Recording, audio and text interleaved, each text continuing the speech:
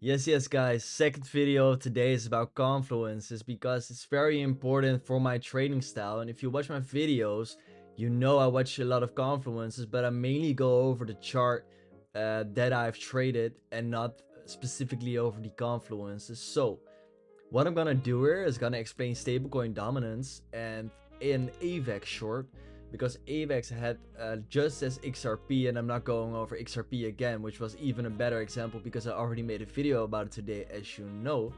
I'm going over AVAX, and AVAX did the same as XRP. It made a lower high, lower low, and then you started ranging, okay?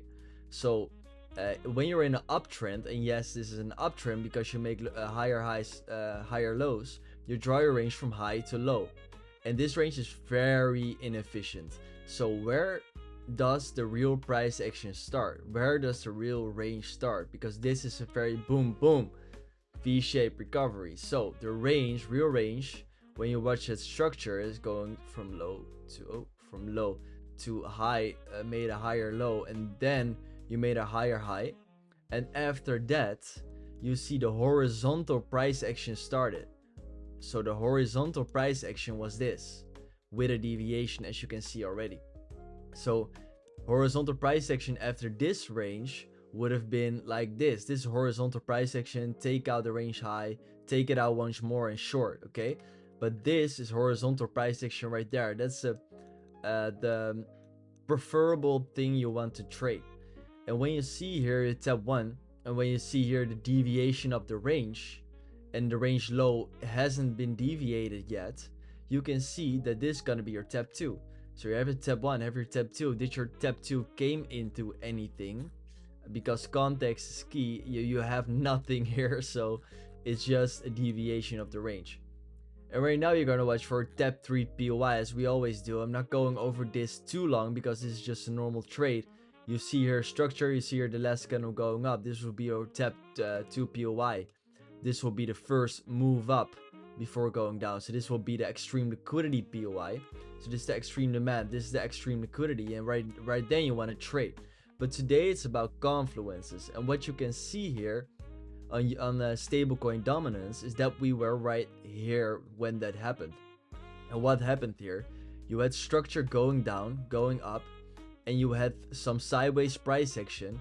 And when I go on the higher time frame, you can see structure actually doing like this. Structure is going down, made a lower high, made a lower made an internal price action, deviated the range, and went up there. Okay, this was the price action.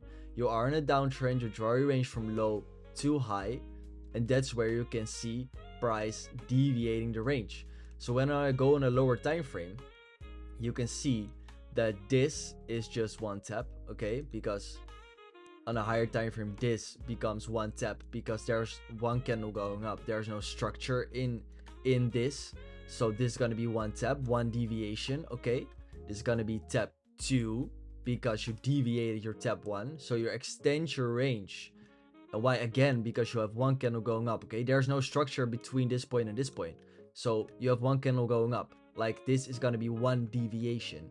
Then you're gonna watch, when are you gonna deviate your tap 2? Okay, you have your tap 1, you have your tap 2, right here. And when are you gonna deviate at tap 2? That's right here. So this is gonna be your tap 3. And what do you see while this is happening? All those highs stacking up. Okay, this is all being liquidity. So this is being all liquidity. You see all those highs, high, all those highs, which are gonna be very nice liquidity trail. So you're gonna draw the liquidity trail, and now you're gonna see, hey, this could be a confluence for my AFAX short, because you have a model 1 right here, and the model 1 will be confirmed when price break structure between tap 2 and 3. Structure is going like this, and you want to break the highest point, which is this. This is gonna be the structure break. So you see structure going like this, and boom, there's your break. There's your model 1 confirmed. So this is gonna be your break of structure. This is gonna be confirming price rotating to that range high, and you even came back for inefficiency, for massive inefficiency right there. So you came back for that, and let's look at the times, because this AVAX trade, when you see it indeed touching that extreme supply, is it gonna break structure? Let's see. No, it's not gonna break structure, because the structure break will be like here. Structure is saying boom, boom, make higher highs, higher lows, but it never broke this. So it never broke this point. It never went lower than your structure break, okay? So you went higher. So this is not a valid model. So now you're watching for your extreme liquidity to be taken out. And you see you still don't break structure, and price going higher, taking out that extreme liquidity point. Okay, it takes out that extreme liquidity point, and price now only has to break structure to confirm the model. And when it's gonna be your structure break, what is your structure saying? It's going like this, boom, boom, higher highs, higher lows. And when you break this, you have a valid entry, okay? So you would enter right there. But what time was that structure break? The structure break was at, let's see, at 9 exactly. So at 9 exactly was your structure break. When was stablecoin already confirmed? At 7:30. So at 5:30. So at 5:30, this was already confirmed to go to the range high. But the time displacement was not the best. So what did price do? Grab some liquidity, and price came back for that better tap 3 on a higher time frame tap 3 target. So for an extended model, your tap 4, okay?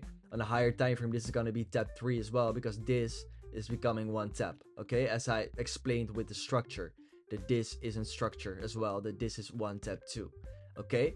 A bit more advanced video, guys, but you have to understand this. This is gonna become one tap on a higher time frame, and this is gonna be your new tap 3, which breaks structure at what time?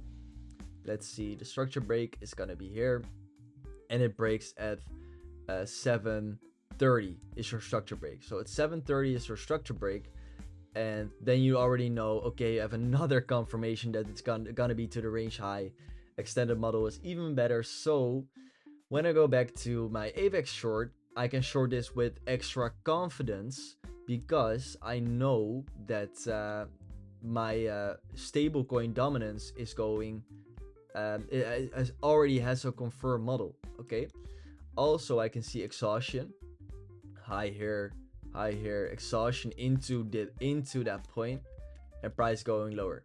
So there, price gave you extra confidence that is going to your technical target at least, and you have demand right here, which price can bounce from. Above that demand is literally nothing, so you can extend your target to that demand, because literally there's nothing to hold price up there. And you can see indeed that price went to the target and hit the demand for a 2RR. Very nice 2RR trade. What I explained in the beginning is that you have that range inefficiency here. So it is pretty likely that this low is going to be taken out as well. But we just have to see if that's going to happen, because I don't think we are there yet. When I go to the real time, you see we are fucking around right there.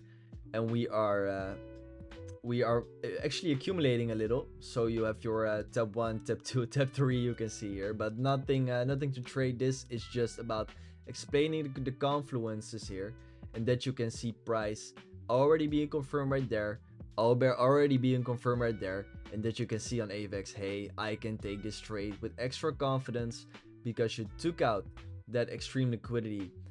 This would already have been enough for me, by the way, because this is above the tap 1. Okay, very nice to know. This is very nice to know. Write this down. Okay, when you have a range and you wanna distribute, okay, so you wanna build a distribution, and you have your low time frame extreme liquidity is right here. Okay, so you cannot see that on the high time frame.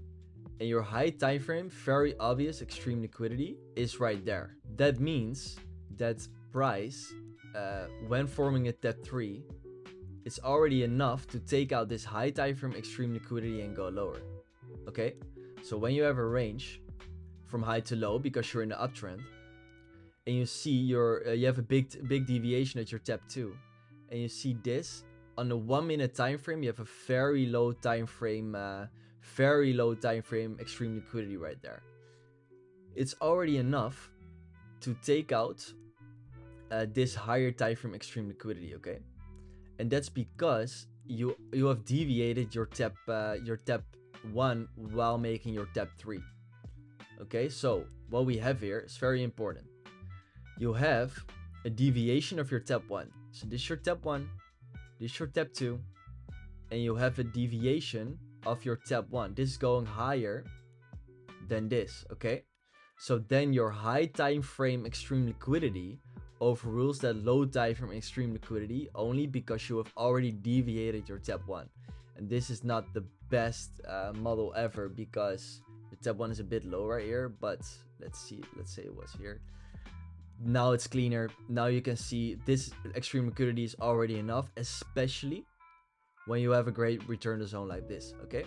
Write that down, good to know. Okay guys, have a look as well at my at my bio, because there's a surprise waiting. It's not public yet, but let's just say join that shit and see you in the next video, guys. Ciao ciao.